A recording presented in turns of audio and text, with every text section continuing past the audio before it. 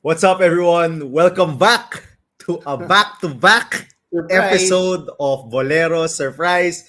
Kaya same lang suot namin kasi Back-to-back we're doing episode a to back-to-back.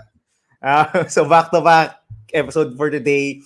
And today, we're gonna hand out our Boleros Awards for individual player awards for season 86.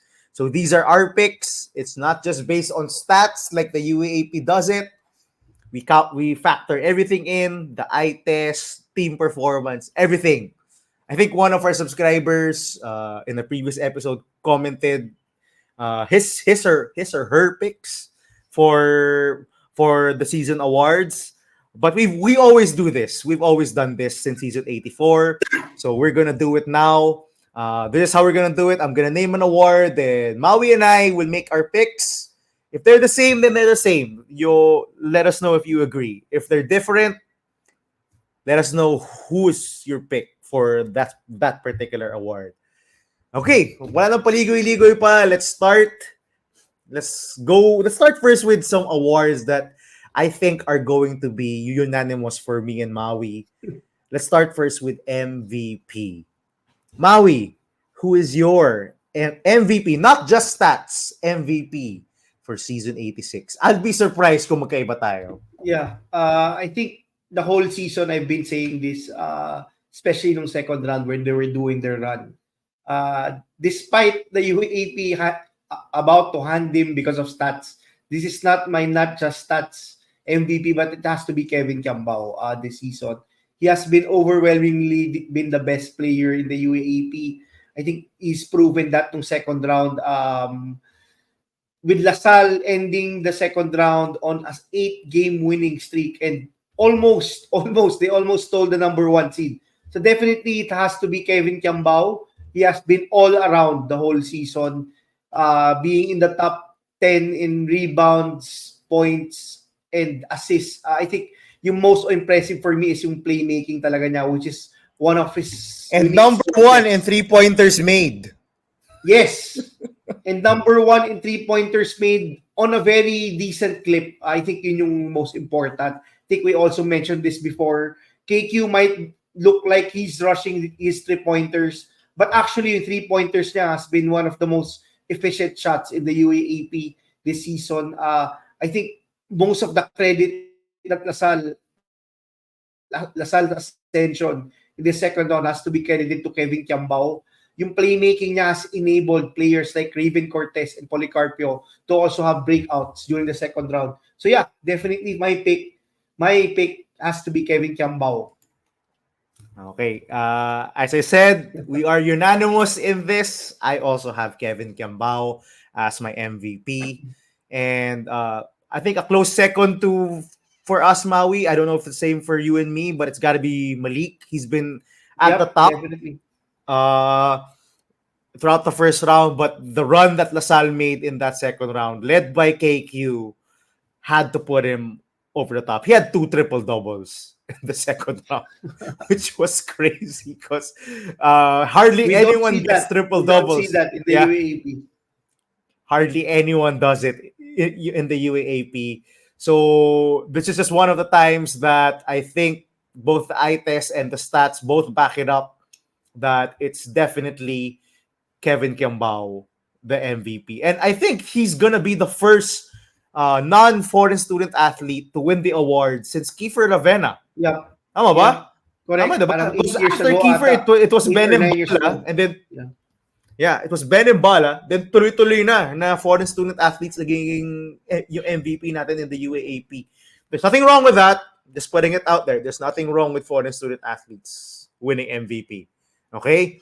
I think ganun kayo UAP, unanimous na yung MVP ni Kevin Kiambao for him to even beat all the FSAs. Yep. And yeah, the numbers back it up. The eye test backs it up. And ako para sa akin, impressive and you brought this up, Maui, yung multiple times. Yung progression ng game niya since season 84. If you look back and watch season 84, he had one offensive move. That one-handed floater from the mid-range was his one go-to move. Now you don't know where he's going. You don't know if he's gonna drive for a dunk, for a layup, fade away, mid-range jump shot, pull-up three. The offensive bag has expanded. And to those saying that he's not a good defender, he is a good defender. He averages, I think, one steal and a block a game. And if you look at him on defense, he can hold his own. He protects the rim as well. So he's a two-way player. He's not just a one-sided player. So definitely, Kevin Kiambao From is Rookie the of the MVP. Year And to MVP, yep, season 85. rookie of definitely. Crazy. And big season for Kevin Kiambao. He's definitely the MVP for season 86. Let's go on with another pick, another award, which I think is going to be unanimous for both of us, Maui. And I think we've discussed this in our previous this or that segment. Rookie of the Year. I'll go first since you went first in the MVP. So my pick for Rookie of the Year definitely has to go to Francis Lopez. He's on the best team in the UAP, not the number one seed. He's been a starter since day one. He's he's had a few bad games. He doesn't always have the numbers. Doesn't always have the big scoring games. Again, this is just a result of UP's depth, and they have so many guys who can contribute on the offensive end. But if you look at the eye test and the importance that he brings for UP, his athleticism, the way he helps on defense from the help side, a great compliment to Malik Diouf, who's a great on-ball rim protector. Francis is a very good off-ball rim protector because yun nga ang haba ng strides niya. He can go from one side of the court to another to block shots.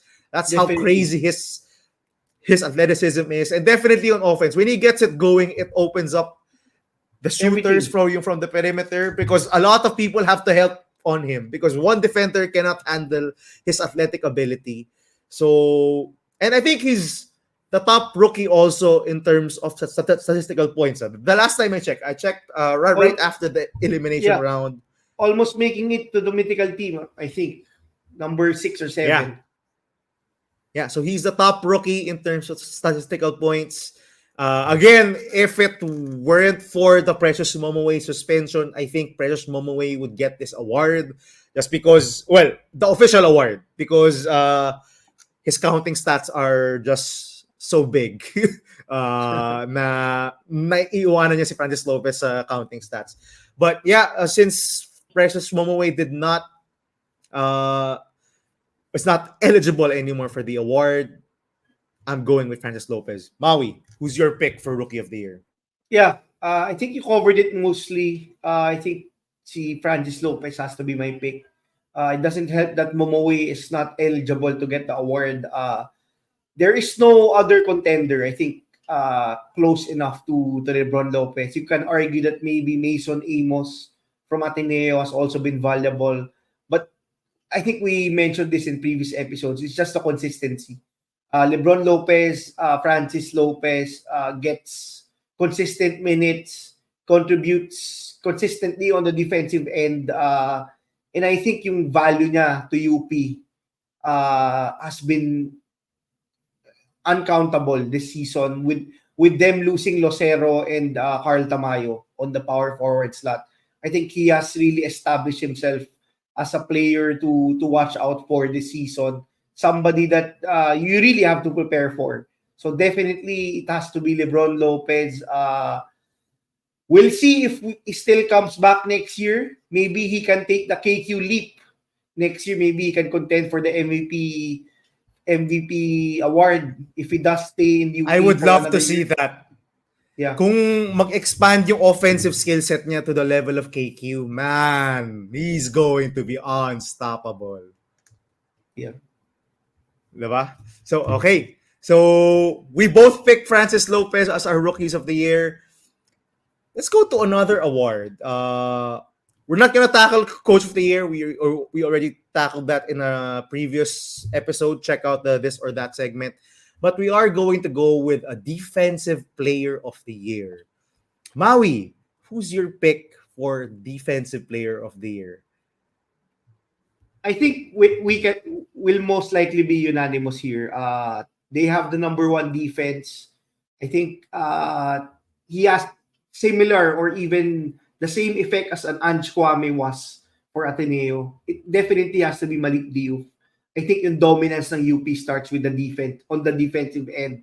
And the guards having the luxury of having a Malik Diouf as a fallback if they gamble for steals and if they gamble on the defensive end. Definitely, I think it has to be Malik Diouf. I don't know if the numbers show that he is the defensive player of the year. Obasa has more blocks. I think Momoe has more rebounds. But definitely, Malik Diouf over stats definitely has to be considered as the number one contender for defensive player of the year. And it's warranted because UP has the number one defense. I think yun yung most important when picking the MVP and the defensive player of the year. It has to be from teams that are the number one in for MVP, number one of the top teams in the league. For defensive player of the year, definitely one of the top defenses.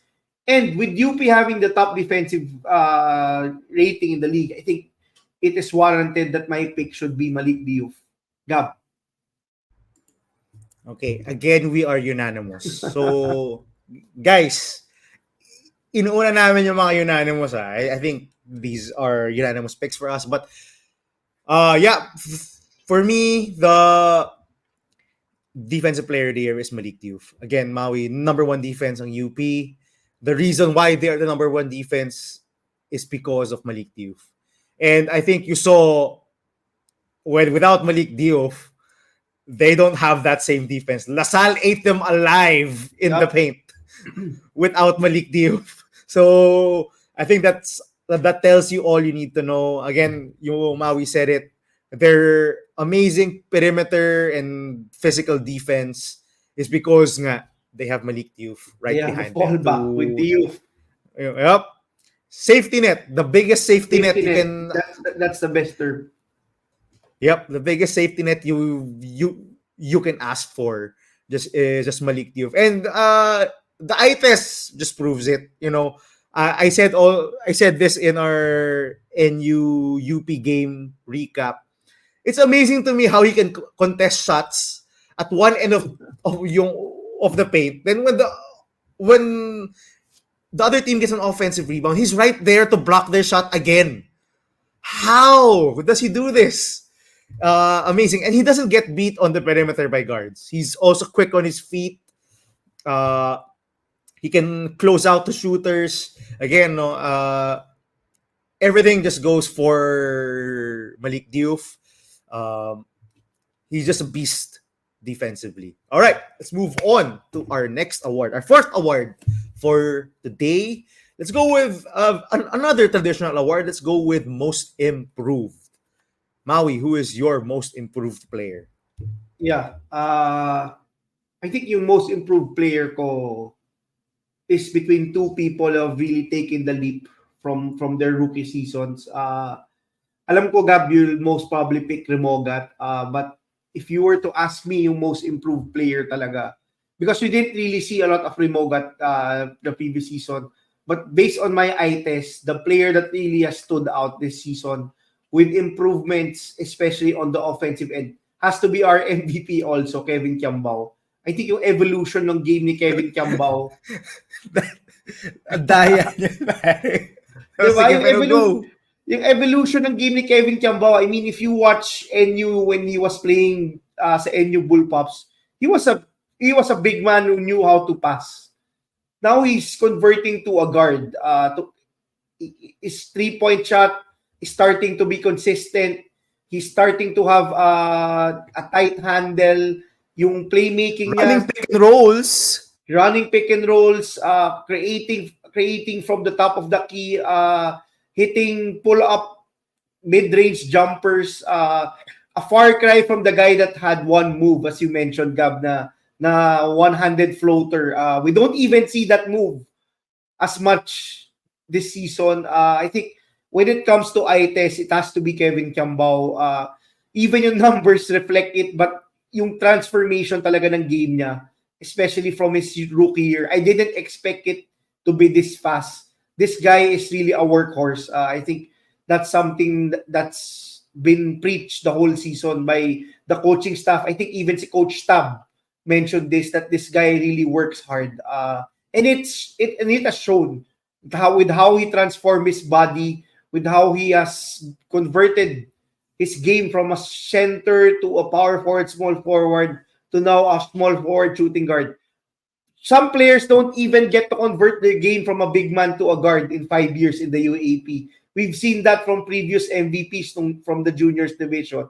And Kevin Kiambao has done it in 2 years. I think all of the question marks about Kevin Kiambao potentially playing abroad has been answered this season.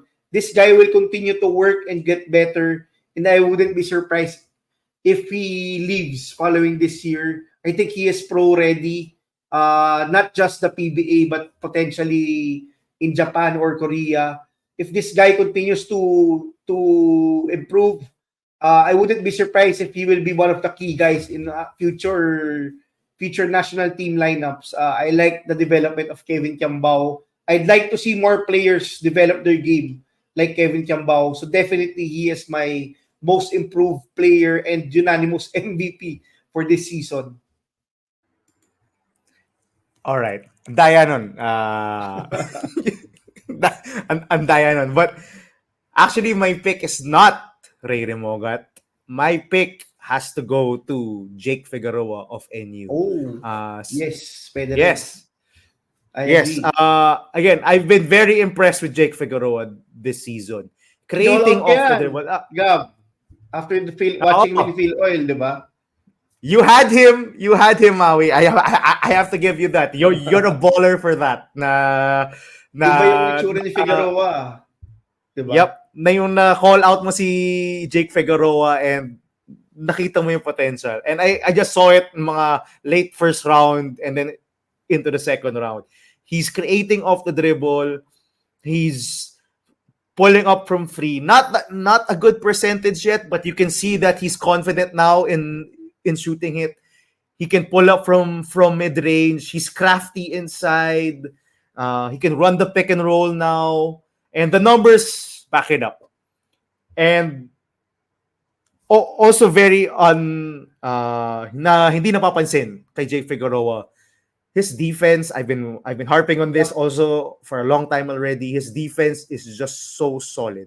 If I were gonna give a runner up for defensive player of the year, I would give it to Jake Figueroa because his switchability is big for NU.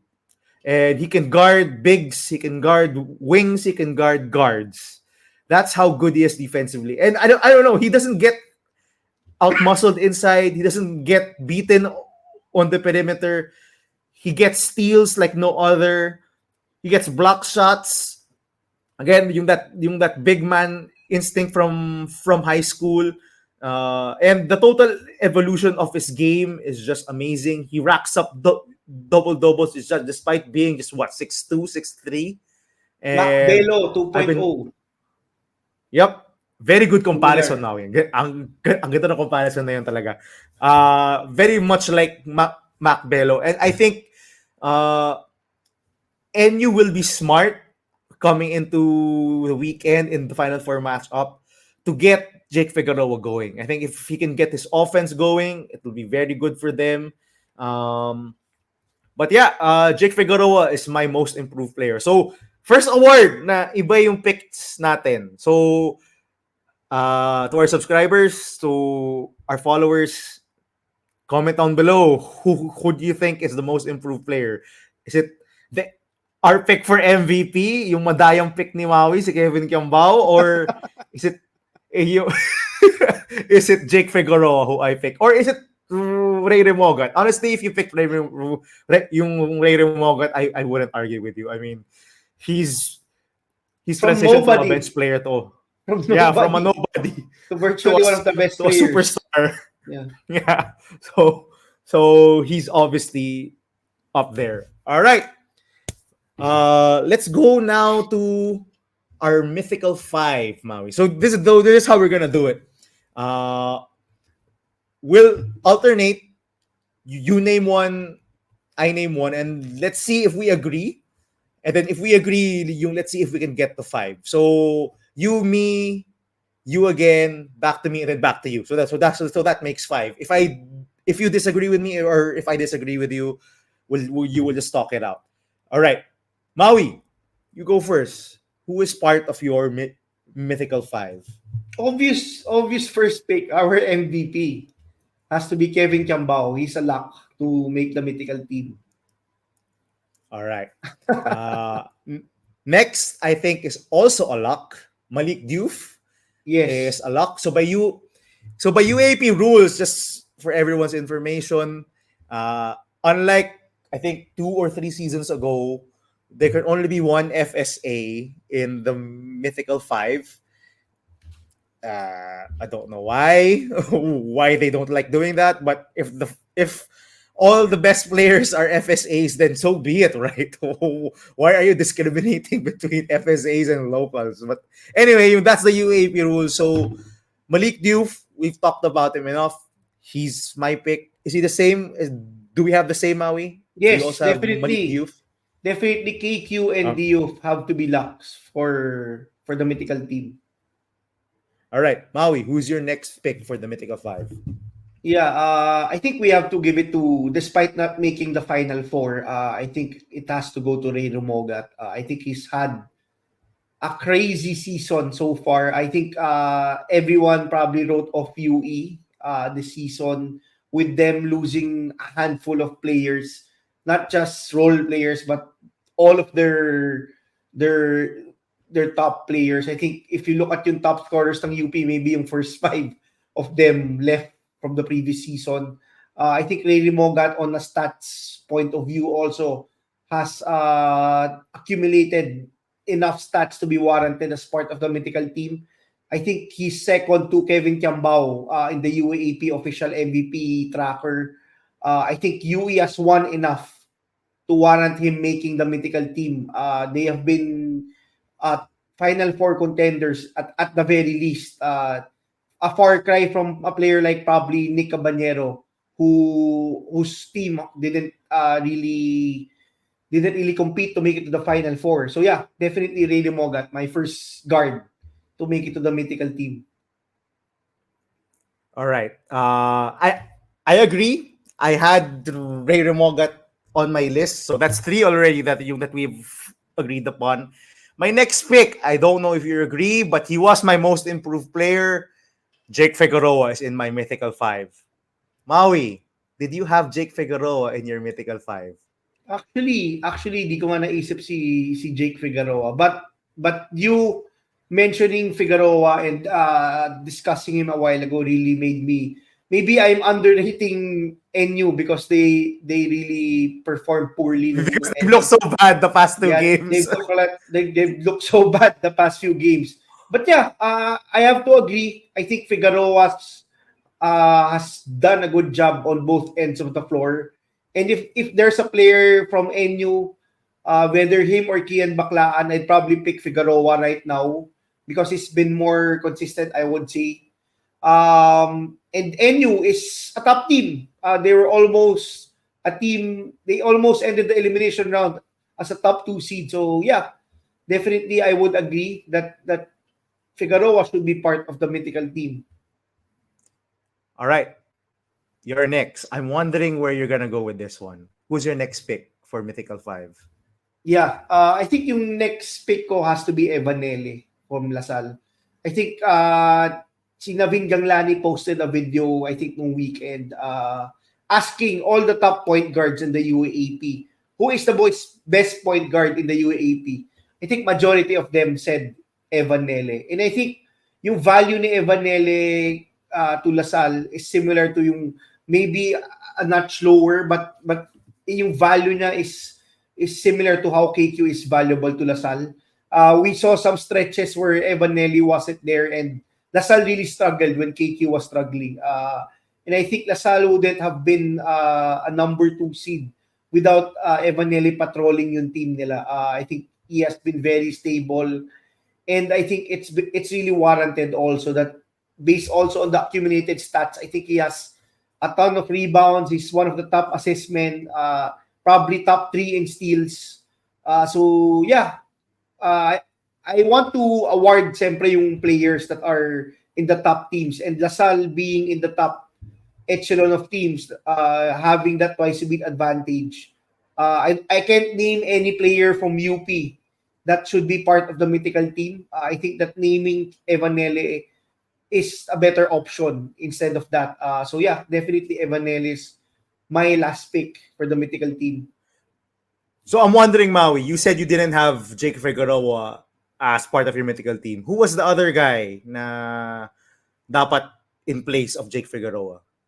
Actually, to be honest, I was considering putting either a Kai Balungay or No! Lebron Lopez. No! Lebron Lopez to the Mythical Okay. team. Si I think ano Francis... Oh.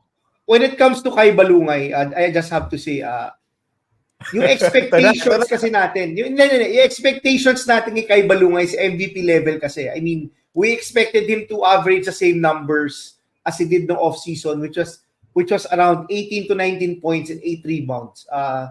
He's not that far along actually. He's at 12 points and 8 rebounds.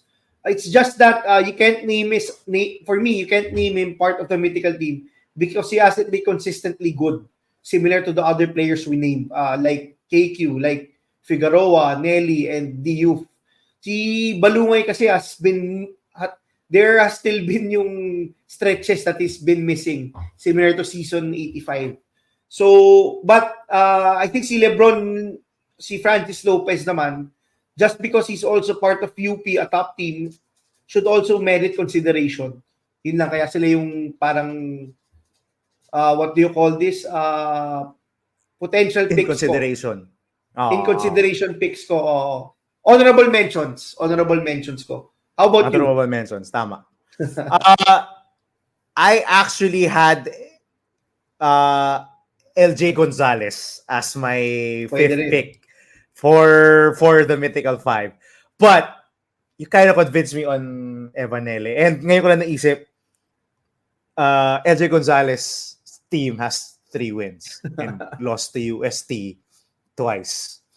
So, fairness, Gab, yung sa poll ni Navinggang Lani sa best point guard, I think si second to Evanele, si LJ Gonzalez ang niname ng top point guards.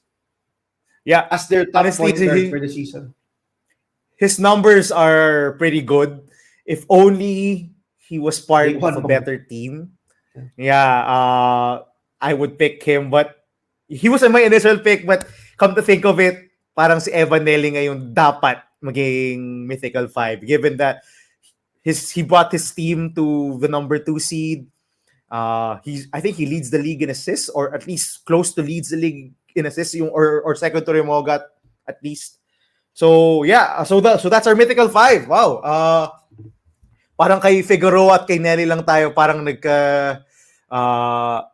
yung nagka-difference. But yeah, so we have Malik Diouf, Kevin Kiambao, Jake Figueroa, Ray Remogat, and Evanele as our Mythical 5 for this season. So let us know if you had the same Mythical 5. Would you put LJ there? Would you put a guy like Francis Lopez? Let us know. All right, let's go down to our last. Well, I want to say our last 2, but the next to the last award is actually 5. Let's go to our all-rookie team. So let's just explain to our viewers who we consider a rookie. We're for this particular awards, we're not following the UAAP rules that they have to be fresh out of high school in order to be considered a rookie. So for this award, we're gonna consider everyone who is in their first season in the UAAP. All right. So I'll start first. So one of my picks for Rookie of the Year, for the All Rookie team, and I know he already went to college in the US, but man, if we had a clutch player of the year, maybe we could give it to him. Monty Montibon of Adamson has to be in, for me, the All Rookie team. just because, man, this guy has surprised a lot of people in his first season in Adamson, and he's probably the next, the heir apparent to Jerome Lastimosa's throne as the King Falcon in Adamson. Montibon Tibon, he can score, shoot, he can defend a little bit, but he's definitely clutch. And he's had big games for he's had big games for Adamson this season. Maui, what do you think of Monty? Is he on Yeah, your all rookie team? definitely I would have to agree that Montibon has to be part ng all-rookie team based on our qualifications. He went to, I think, a junior college in US, kaya he's not technically considered a real rookie in UAAP standards. But that was really more of a byproduct of the pandemic. He was supposed to go here earlier. But yeah, I think one of the most clutch players in the UAAP has to be Montebon. You're right, Gab. If we have an award as most clutch player of the year, probably si Montebon should be part of that. He has hit probably one of the most crucial three-pointers in the UAAP, even hitting yung three-pointer that sent Adamson to the knockout round against Ateneo today. Yeah, I would agree. Montibon has to be part of that list. All right, your turn. Name one other rookie part of the all rookie team. All right, now go. Actually, I'll name yung sa mga unanimous. Si Precious Momoway cannot be considered also because of the suspension. So will not put him in the list. But yeah, si Lebron Lopez, definitely si Francis Lopez has to be part of our rookie all rookie team since we're considering him even part of the mythical team and he's our unanimous rookie of the year. I think no questions Yep. asked when it comes to Francis Lopez. Yep. And actually, Maui, you mentioned Precious Momoway. Actually, even if he wasn't suspended, I would not have him on my all rookie team. In our all rookie team, na disregarding the UAP rules, I would actually have Joe Obasa as my Actually, pick. yeah, actually, Diba?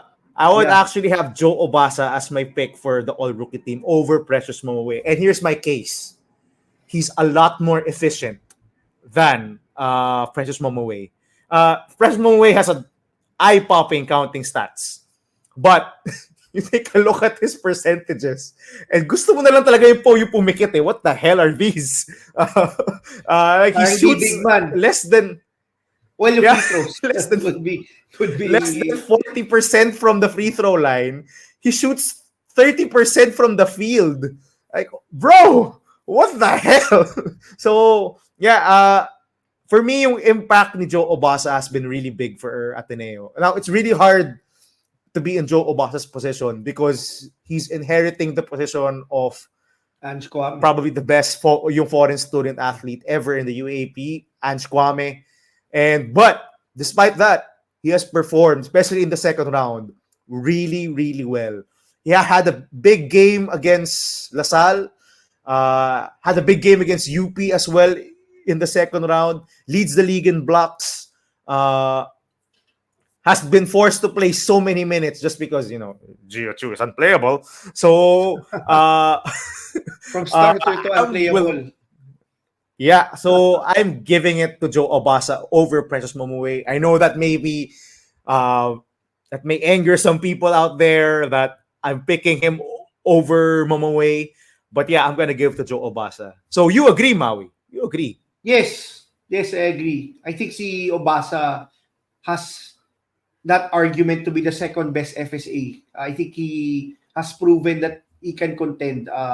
Probably against Malik Diop, even baka siya yung pinaka-competent when going head-to-head with Malik Diop. I think he had a very good second round game against Malik Diop. Omar John looks lost, as we've mentioned, when he goes up against Wala. Malik Wala Diop. talaga si Omar So dyan compared kay definitely, Malik. definitely si Obasa, a one and done should be part of the rookie of the year. I think the pressure is not there anymore. Yung pressure to fill in the shoes of Ange Kwame, and I think it's shown by what you mentioned, Gab, that he has had a better second round definitely than his first round. Yeah, All right. Your turn to pick for the all rookie team. I'll be surprised Siyempre, if you we're don't pick talking your boy. we're talking about rookies. Siyempre naman, we're talking about rookies. We have to go for my preseason pick for Rookie of the Year. I think it's warranted. He's been the number one offensive player when it comes to advanced stats metrics. The sad thing is that he's sometimes unplayable because of his defense. Something that he will definitely work on come season 87. It has to be Mason Amos. I think yung scoring punch that Mason Amos provides to a team such as Ateneo who lacks scoring, who lacks shot creation, is a valuable part of Mason Amos being part of the rookie team. I think he is probably one of their most valuable players in Ateneo. I think probably outside Kun and Balungay, baka siya yun yung next na valuable. But yeah, I have to give it to my boy, my favorite rookie Atenean, somebody that I think will have a very bright future. It has to be Mason Amos. All right. So I also agree Mason has to be there. Coach Tab does not play rookies a lot. No, historically he does not really play rookies. The fact that Mason Amos is in the rotation and is playing big minutes from game to game for Coach Tab, I think says a lot about Mason Amos' skill. The shooting is just as advertised, Maui. Grabe yung shooting. Every time he throws it up, I expect it's going in. It's the same feeling I had watching Renren Ritualo. When he shoots it, you feel like, oh, it's going in. Same thing yung I feel now with Mason. He's got that reputation now. I want him to expand further his offensive game. Hopefully he'll get an off the dribble game. And of course the defense of course has to improve. Lastly, my last pick for the all rookie team. Siguro yung sobrang homer nung all-rookie team na ko because I have Jared Brown as my last pick for for the all-rookie team. And hey, Ateneo has technically 10 rookies and a lot of them play big minutes. So you can't fault us for having a lot of Ateneans here in the all-rookie team because the rookies play big minutes for Ateneo. So yeah, I have Jared Brown. Listen, he's been up and down this season, but when he has a big game, he has a big game. Diba? Against UP in the second round, he had a big game. Against LaSalle, he had a big game. He had a down game against Adamson previously. He had a big game against Adamson today. And he's a very important part of the rotation for Coach Tab Baldwin, especially in the offense. He has to take shots. There's no one else. He has to shoot the ball. And he's starting. Diba? He's starting for for Coach not a lot Tab. of rookies are starting. Si Obasa and si Yep, Brown so- actually are both starting. All right, Maui, do you agree with me on Jared Brown or do you have someone else? Yeah, baka sabihin nila biased naman tayo because we have three players from Ateneo.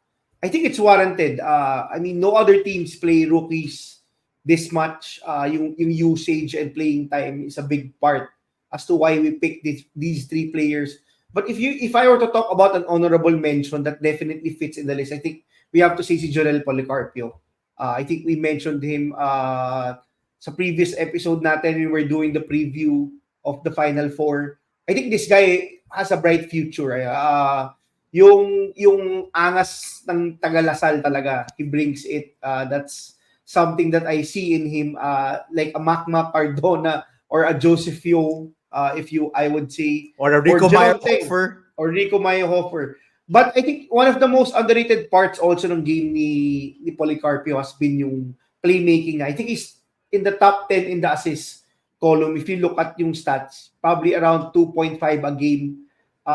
Something that people are not even noticing. I think this guy also has a bright future if he continues to work on his game. He has very good size, very good motor as a small forward. Definitely can excel. But yeah, I would say probably I would still pick Jared Brown over him and Mason Amos over him just because of yung value that they provide also for Ateneo. Yung thing lang why I didn't consider Janelle Policarpio Maui, because in the first round, he was out of the rotation. Nobody. Yeah. He wasn't playing. So for God knows what, Coach Topex opted to play more, opted to give more minutes to Joaquin Manuel in the first round, and that led to very small minutes for Janelle Policarpio. But in the second round, when finally Coach Topex made a decision, okay, we're not playing Joaquin Manuel as much. We're gonna go now to Janelle Policarpio. I think that's really when he started turning the season around and started to get the numbers, started to get a role. Yeah, I mean, definitely Janelle Policarpio is an honorable mention, but Jared Brown has been in the rotation and playing big minutes already since game 1 of for Ateneo. So yeah, maraming mga galit sa atin dito. Parang bias kayo, tatlong Atenista pinili nyo sa all-rookie team nyo. But, ganun Heavy talaga minutes eh, di Ateneo ba? Heavy minutes and usage for these guys. Di ba? Ateneo plays a lot of rookies, so they get minutes and shots. Okay, that's it for our traditional awards, and we have one more, and this is just a for fun award. I call this one the Who Player of the Year. So how I define this to Maui when I said this is a player you didn't know existed until he had one good game this season. So I'll go first, Maui, para wala naman yung pressure sa'yo na yung mag-isip ng who player mo. So my who player, I was picking between two. One, Welo Lingo of UE. I literally did not know this guy was even in the UE lineup until he started shooting threes. I think it was in the third or fourth game of round 1 when he was knocking down threes at an awesome rate and had an awesome form. And yung sabi ko nga sa inyo na he is now playing the role of that CJ Payawal played last season for UE. So he was my first pick. I did not know that Welo Lingo was in UE. But now I know he's a shooter. The second guy that made me go who for this season is John Kalisay of Adamson. I literally was so surprised. Who is this dude getting minutes? Oh, he's a shooter? Oh, now he's starting for Adamson? Oh my goodness, who's this guy? So those are my two picks, but I'm gonna go to between the two. I'm gonna give it to Welo Lingo because he was really the one who really shocked me. Na oh my god, no. Adamson, UE has a CJ Payawal for this season, and his name is Welo Lingo. Great name, by the way. Welo Lingo. He's my pick for my who player of the year. Okay, Maui, who is your who? Actually, si Hanapi nagulat din ako ng ganyan, Gabi, similar to how you felt with Kalisay. But I have two picks, two players that really surprised me this season. First one is Christian Panaytay from UST. Oh, that's a good one. I did not think of that. This guy is amazing. This is somebody that we should idolize as a small ball big man going toe-to-toe against FSA's. Another player is Joric Bautista from FEU. This guy had games that he has, 6 out of 6 3-pointers. I mean, coming to the season, we were expecting Cyrus Torres to start and get heavy minutes, Patrick Sleet to step up his game, and Nuevo to get to another level. But I think when you look at FEU, si Joric Bautista has been their second leading scorer to LJ Gonzalez. Probably the other FEU player averaging double figures. So yeah, if I were to pick siguro si Joric Bautista, kasi to be honest, hindi ko talaga siya kilala before he started to explode with those 3-point shots. Hindi kayo nakinig sa akin nung last season season 85. Sinasabi ko na sa inyo ni Sammy na this guy is actually good yung off the bench for FEU. But yeah, I can't blame you. He played a very minimal role for hindi kinuha ng FPU si Remogat because of Joric Bautista. At least, at the very least, the guy that they pick is panning out also. Yeah, okay. So, yun, I can't fault you for that, but let us know, guys, who's your player of the year? Who is the guy you did not know even existed in the UAP until he was playing for a team and he had a good game. Like, what? Who's this guy? So, that's our last award for this episode. We hope you guys had fun. Again, like, comment, and subscribe. We hope it's I think we're gonna upload this at least 1 or 2 days before the Final Four. So the next time you will see us will probably after the Final Four on Saturday. So again, like, share the show. Thank you for listening to this episode. We hope you like it. Bye bye. Bye-bye.